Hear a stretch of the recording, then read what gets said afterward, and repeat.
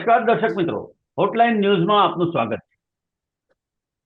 ઘણા વર્ષોથી પરિવારથી દૂર રહેતા બાળકને, માત્ર 12 વર્ષના બાળકને, જે પોતાના પિતાથી દૂર રહે છે અને એ બાળકને દીક્ષા આપવા માટેનો પ્રયત્ન થઈ રહ્યો છે. આવા સંજોગોમાં શરૂ થયો કાયદાકીય જંગ અને આખી મેટર ફેમિલી કોર્ટની સામે ધ્યાન પર લાવવામાં આવી. સુરતના ફેમિલી કોર્ટની અંદર સુરતના સિનિયર એડવોકેટ અને શહેરના જાણીતા એવા એડવોકેટ નરેશભાઈ ગોહિલના મારફત ફેમિલી કોર્ટની અંદર પિતા તરફથી એક એફિડેવિટ દાખલ કરવામાં આવી હતી અને એવી દાદ માંગવામાં આવી હતી કે આ બાળક જે છે એ માત્ર 12 વર્ષની ઉંમરનો બાળક છે અને એ સગીર છે. એને દીક્ષા આપવામાં આવી રહી છે અને 21-22 તારીખના રોજ એ દીક્ષાનો સમારોહ યોજાવાનો છે. મામલો ફેમિલી કોર્ટમાં પહોંચ્યો અને ફેમિલી કોર્ટે સુરતના જાણીતા એડવોકેટ નરેશભાઈ ગોહિલની દલીલોને ગ્રાહ્ય રાખી સાથે સાથે આ દીક્ષા ઉપર સ્ટે આપ્યો. આ સમગ્ર મામલો શું હતો અને કઈ રીતે આખો વિવાદ ઉભો થયો હતો એ બાબતે ચર્ચા કરવા માટે આજે આપણી સાથે જોડાયા છે સુરત શહેરના જાણીતા એડવોકેટ નરેશભાઈ ગોહિલ. નરેશભાઈ, સ્વાગત છે આપનું. સ્વાગત છે, થેન્ક યુ વેરી મચ. જી કિરીટભાઈ, નમસ્કાર. નમસ્કાર. જી. નમસ્કાર આપનું ધ્યાન દોરું. જી નરેશભાઈ, એક મિનિટ. આ જે બાળ દીક્ષાનો જે સમગ્ર મામલો હતો અને એ મામલામાં કોર્ટે જે પ્રમાણેનો ઓર્ડર કર્યો છે એ સમગ્ર હકીકત શું હતી સર, એ આપણા દર્શક મિત્રોને વિગતવાર જણાવો. Okay, thank you very much. વિગત એવી છે, મારા જે ક્લાયન્ટ છે તે મૂળ ઇન્દોરના વતની છે, ભાવિનભાઈ શાહ. એમના લગ્ન સુરત મુકામે બિનલબેન સંપતભાઈ શાહની દીકરી સાથે થયા હતા. લગ્ન બાદ એમને એક પુત્રનો જન્મ થયો જેની ઉંમર 12 વર્ષની છે. લગ્ન બાદ ઘરેલું તકરારમાં પત્ની વેકેશન પર ગયા પછી પરત નહીં ફર્યા, એમના પત્ની બિનલબેન શાહ, અને એમણે સુરત મુકામે 2018માં કાયદાકીય જંગની શરૂઆત કરી. કાયદાકીય જંગમાં એમણે પોલીસ ફરિયાદો કરી. મારા ક્લાયન્ટ ભાવિનભાઈ છે, એના સિનિયર સિટીઝન, એના મધર ફાધર, તેમજ ભાવિનભાઈના બેન બનેવીઓને પણ એ કામે એમણે આરોપી બનાવ્યા. ત્યારબાદ એમણે ડોમેસ્ટિક વાયોલન્સ એક્ટ મુજબની ફરિયાદો કરી કોર્ટમાં અને મેન્ટેનન્સ માંગવા માટેની પિટિશન નામદાર ફેમિલી કોર્ટની અંદર દાખલ કરી. સિચ્યુએશન એવી થઈ કે જે તે વખતે મારા ક્લાયન્ટનું એવું વિચારવાનું હતું, જૈન ધર્મી છે અને જૈન ધર્મમાં સારું એવું બિલીવ કરે છે. એમને સજેશન પણ મેં આપ્યું હતું જે તે વખતે કે આપણે ચાઇલ્ડની કસ્ટડી તમારે માંગવી જોઈએ, પણ એમણે એવું કીધું કે સાહેબ મારું બાળક ખૂબ નાનું છે અને મારા ધર્મમાં એવું શીખવાડવામાં આવ્યું છે કે ગાયથી વાછરડાને અમે દૂર નહીં રાખવા માંગીએ, તો ભલે એની સાથે હંગામી ધોરણે રહ્યું, ખાલી મારી સાથે વાતચીત કરશે, મને થોડુંક મળશે ક્યારેક, તો આઈ એમ સેટિસ્ફાઈ. ધીમે ધીમે પ્રોબ્લેમ કા સોલ્વ થઈ જશે, કંઈક રસ્તો નીકળશે. તે પ્રમાણે એ પ્રકરણો પેન્ડિંગ ચાલતા આવ્યા. મીનવાઇલ સમયના વહેણની સાથે એ સંજોગો પણ બદલાયા કે પિતાની સાથે વાત કરાવવામાં દીકરાને, માતાને કેટલીક અગવડતા ઊભી થઈ અને પિતાને એમ લાગ્યું કે મારાથી મારું બાળકને દૂર લઈ જવા પ્રયત્ન થઈ રહ્યો છે. મીનવાઇલ એને સામાજિક રીતે ખબર પડી કે તમારા દીકરાને જૈન દેરાસરોમાં સાધુશ્રીઓ, આચાર્યશ્રીઓ સાથે જ્ઞાન આપવામાં આવી રહ્યું. એનાથી પણ એને કોઈ ઓબ્જેક્શન નહીં હતું, કારણ કે ધર્મની વાત હતી.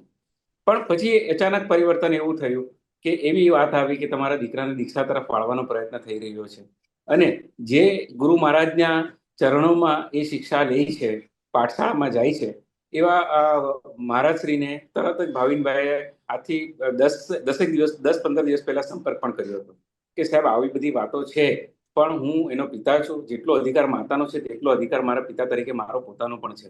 તો મારી આપને હાથ જોડીને વિનંતી છે કે મારી સંમતિ એટલે નથી કે મારું બાળક મારી સાથે રહ્યું નથી, હજુ એ 12 વર્ષનું છે, પુખ્ત વયનું નથી, તો આપ શ્રી કૃપા કરી એટલીસ્ટ એને અત્યારે કોઈ દીક્ષામાં કે તરફ નહીં વાળવા મારી વિનંતી છે. તેમ છતાં અચાનક હમણાં 20 તારીખે ભાવિનભાઈને કોઈક સુરતના એમના હિતેચ્છુએ એક પત્રિકા મોકલી આપી અને પત્રિકા જોતા એ ચોંકી ગયા અને એમના ધ્યાન પર એ હકીકત આવી કે 21મી મે એટલે આજરોજ અને 22મી મેના રોજ એક સમારોહનું આયોજન એમના પત્ની તરફથી કરવામાં આવેલું અને તેમાં દીક્ષા ગ્રહણની કાર્યવાહીના ઇન્વિટેશનો હતા, જેની અંદર ના તો પત્રિકામાં આ ભાવિનભાઈ શાહનું કે એના પરિવારનું કોઈ નામ હતું, પણ ના એમને જાણ કરવામાં આવેલી.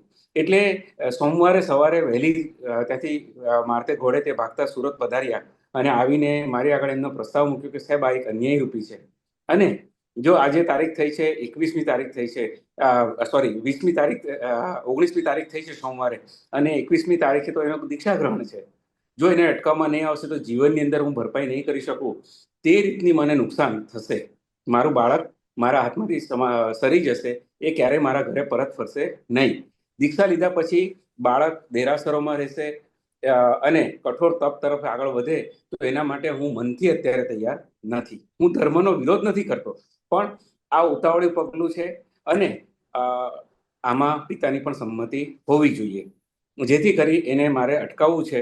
એટલે તાબડતોબ અમે ફેમિલી કોર્ટમાં ગયા.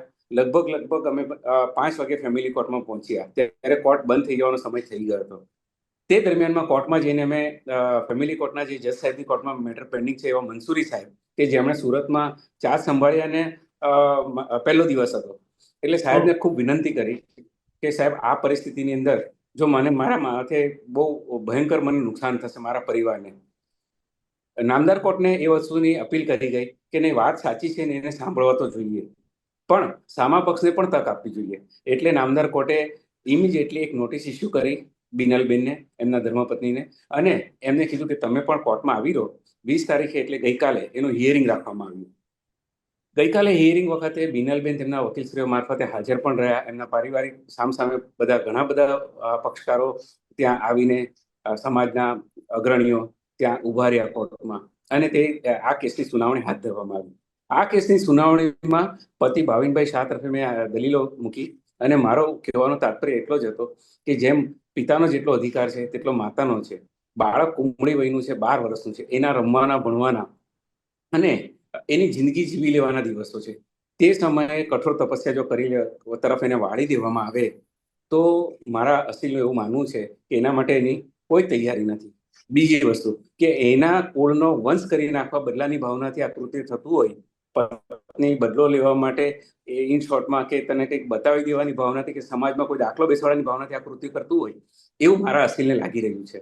તો એને સાહેબ ન્યાયના હિતમાં અટકાવવાની જરૂર છે. કાયદાએ નક્કી કર્યા પ્રમાણે સમાજમાં ધર્મ, સમાજ અને એની ઉપર કાયદો છે સર્વોપરી. એટલે આ વસ્તુને જો નામદાર કોર્ટ આજે નહીં અટકાવશે તો 21મી એટલે આવતીકાલે, આજના દિવસે આજથી એની દીક્ષાની જે કઈ કાર્યવાહી છે, એના પ્રસંગો છે તે શરૂ થઈ જશે, અને આ ખોટ આ જીવન, આખી જિંદગી હું ભરપાઈ નહીં કરી શકું. બીજી વસ્તુ કે તે વખતે એમના તરફે પણ દલીલો થઈ, બિનલબેન તરફે. બિનલબેન તરફે એમણે એમના જૈન સમાજના જે પાઠ્યપુસ્તકો કે જે ગાઈડલાઈનો છે તે પ્રમાણે એક એવો પુરાવો રજૂ કરવાની કોશિશ કરી કે અમારા ધર્મની અંદર 7 વર્ષથી કોઈ પણ ઉંમરનો વ્યક્તિ, 8 વર્ષથી ઉપરનું કોઈ પણ વ્યક્તિ દીક્ષા ગ્રહણ કરી શકે છે.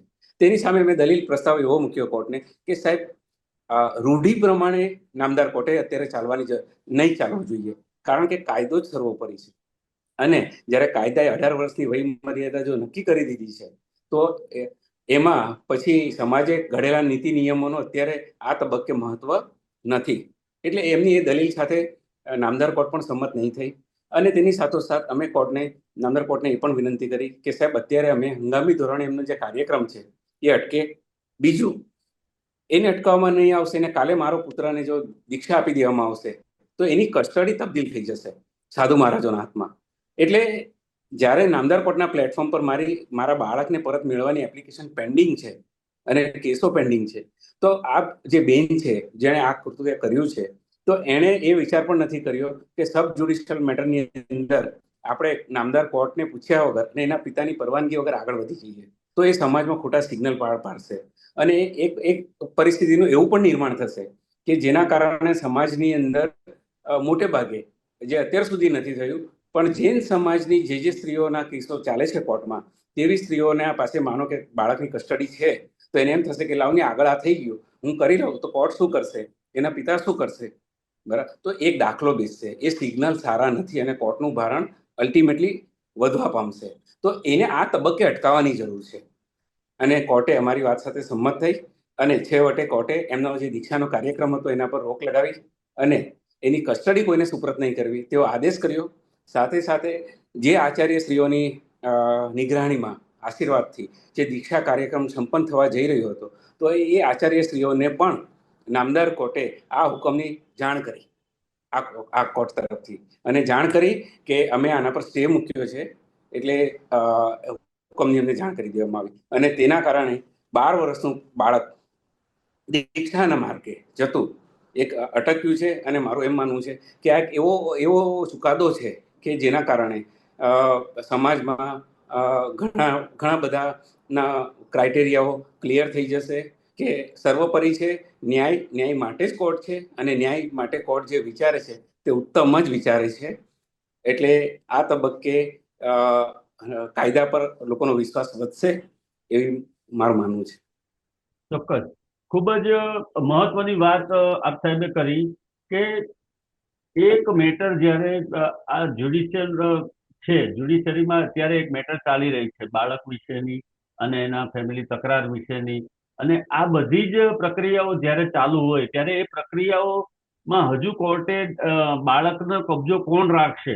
અત્યારે હંગામી ધોરણે માતા પાસે બાળકનો કબજો છે, પરંતુ ભવિષ્યમાં બાળક જો ઈચ્છે 18 વર્ષની ઉંમર પછી ને એને એમ થાય કે મારે પિતા સાથે રહેવું છે તો એ રહી શકે છે અથવા એની સાથે રહેવા જઈ શકે છે, કોર્ટ ઓર્ડર કરી શકે છે એમાં. તો બહુ મહત્વનો મુદ્દો સાહેબ આપ સાહેબે એમાં એ ઉઠાવ્યો છે કે બાળકની કસ્ટડી અત્યારે માતા પાસે છે અને મેટર સબ જ્યુડિશિયરી. તો આ જે બાબત છે એને કોર્ટે કન્સિડર કેટલી કરી? અને આપની જે દલીલ હતી કે બાળક સગીર વયનો છે, જ્યુડિશિયરી એક્ટ પ્રમાણે એ સગીર વયનું બાળક, એટલે આ બંને વસ્તુનું સંકલન કરી અને ત્રીજી વસ્તુ જે મહત્વની ધ્યાન પર લીધી કોર્ટે, એમ કહી શકાય કે સમાજમાં કે અલગ અલગ સમાજની અંદર પણ ઘણા બધા જે કેસ એવા ચાલતા હોય છૂટાછેડાના કે આ તે ફેમિલી કોર્ટની અંદર મેટરો ચાલતી હોય, એવા કિસ્સાની અંદર બાળકોનો કબજો માતા પાસે હોય તો એ લોકોને પણ એક પેલો રસ્તો મળશે અથવા તો એવો ખોટો મેસેજ જશે એમાં. તો આ બાબતને તમે જે પ્રમાણે કોર્ટને કન્વિન્સ કરી, તો એમાં એ બાબતમાં કોર્ટનું શું કહેવાનું? કોર્ટે મારી વાતને બહુ ધ્યાનપૂર્વક સાંભળી. મેં લોજિકલી પણ દલીલ કરી નામદાર કોર્ટ સમક્ષ કે સાહેબ આજે કોર્ટ છે, નામદાર કોર્ટની અંદર જ્યારે પક્ષકારો હાજર છે તો તે સમયે મારું એમ માનવું છે કે માતા છે પુખ્ત વયના છે. માતા માનો કે આ બધા કેસ કબાડા કે વોટેવર લિટિગેશનના કારણે એમને આગળ સંસારમાં રસ નથી, અથવા આગળનો સંસાર એ પતિની સાથે ભોગવવા તૈયાર નથી, અથવા એ પતિની સાથેના જે કંઈ બી વોટેવર તકરારો છે તો એની કોઈક બદલાની ભાવનાથી એના કોળનો જો એમ કહીએ કે એનો કોળ ઉજાડી નાખવાના પ્રયત્ન રૂપે જો આ કરતું હોય એવું પ્રથમદર્શીનીય એવું માનવાને કારણ લાગે છે. બીજી વસ્તુ કે જો ધર્મ પ્રત્યે માતાને એટલી બધી ઈચ્છા એ છે કે નહીં મારે દીક્ષા આપવી જોઈએ આ તે, તો શાના માટે નાના 12 વર્ષના બાળકને, માતા બી તો પુખ્ત વયના છે, માતાએ પ્રસ્થાન કરવું જોઈએ કે માતાએ પ્રસ્થાન એ રીતે કરવું જોઈએ કે દાખલો બેસાડવા કે દીકરા હું દીક્ષા લઉં છું, મારી સાથે જો મને જોઈને મારું અનુકરણ તું બી કરી શકે છે, હું સત્યના માર્ગે મોક્ષના માર્ગે કે સમાજની રૂઢિ પ્રમાણે હું આગળ વધુ છું, કારણ કે મારા વોટેવર પતિની સાથે કે વોટેવર લિટિગેશન છે પણ હવે મારે આ માર્ગે જવું છે. એટલે કહેવાનો તાત્પર્ય એમ હતો કે એક પુખ્ત વયની માતા પોતે આના માટે આ પંથ પર ચાલવા માટે પાછળ રહી ગયા અને દીકરાને આગળ મૂક્યો. એ દલીલ પણ મેં નામદાર કોર્ટની સમક્ષ મૂકી હતી. બીજું કે દીકરું છે તો એ બહુ કોમળું માણસ છે, જેને જેમ સિંચન કરશો, જેની સાથે જે રીતે રહેશે તે જ રીતે ઘડાશે, એનું ઘડતર બી એ જ રીતે થશે. એને કયા મોલ્ડ આપવા, કેવી રીતે સંસ્કાર આપવા, માતાના એમાં છે કહીયામાં માતા પાસે છે, એટલે સ્વાભાવિકપણે એ માતાની સાથે રહીને માતા કહેશે તે જ કરશે, પિતા કહેશે તેમાં સંજોગો એના ભેગા થવાના ચાન્સીસ ઓછા છે. બરાબર. એટલે જ અમે વાલી અરજી કરી છે કે અમારા રાઇટ્સ અમને મળે, એની સાથે વાતચીત કરતા થઈએ, બેસતા થઈએ, બની શકે એમાંથી કોઈ સમાધાનનો ઉત્તમ રસ્તો પણ નીકળી આવે.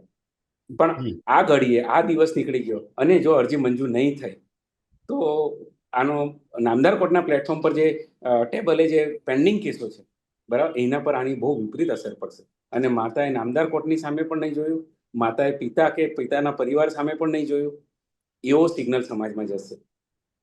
એને અટકાવવાની જરૂર. અને કોર્ટે આ બધી વાતને બહુ સારી રીતે ધ્યાને લીધી છે, સાંભળી છે, બહુ વિવેક બુદ્ધિપૂર્વક. અને એક ઐતિહાસિક ચુકાદો હું એમ કહી શકું કે હું લગભગ છેલ્લા 2002 થી વકીલાતની ફિલ્ડમાં છું, પણ આવો કિસ્સો મેં જોયો નથી. અને હું એમ માનીશ કે ગુજરાતમાં કદાચ ભારત દેશમાં કે કોઈ કોર્ટે આ એવો ચુકાદો હશે કે દીક્ષાના આગલા દિવસે આ રીતે રોક લગાવવી પડી. જી નામદાર કોર્ટની પરવાનગી પણ કોઈ એવી મેળવાઈ નહીં હતી. એટલે આ એક ઉત્તમ ચુકાદો છે તેવું મારું કહી શકાય. એક ને આનાથી કોઈ પક્ષને નુકસાન નથી. કોઈ પક્ષને આનાથી કોઈ પક્ષને નુકસાન નથી. આજે લઈને કાલે બાળક બી માતા પાસે છે, પિતાના રાઈટ બી ઉભા છે ને માતાના રાઈટ પણ ઉભા છે. સંજોગો ભવિષ્ય શું છે તે નથી ખબર, ક્યારેક ભેગા થાય કે મ્યુચ્યુઅલ અન્ડરસ્ટેન્ડિંગ થી છૂટા પડે કા વોટ એવર જે છે તે. એટલે એક બેલેન્સિંગ ન્યાય નામદાર કોર્ટે કર્યો છે તેવું મારું માનવું છે. ચોક્કસ એક લેન્ડમાર્ક જજમેન્ટ કહી શકાય એવો ચુકાદો જી જી જી મેળવવામાં આપના અસીલને સફળતા મળી છે એમ કહી શકાય. આપની મહેનતને સફળતા મળી છે એમ કહી શકાય.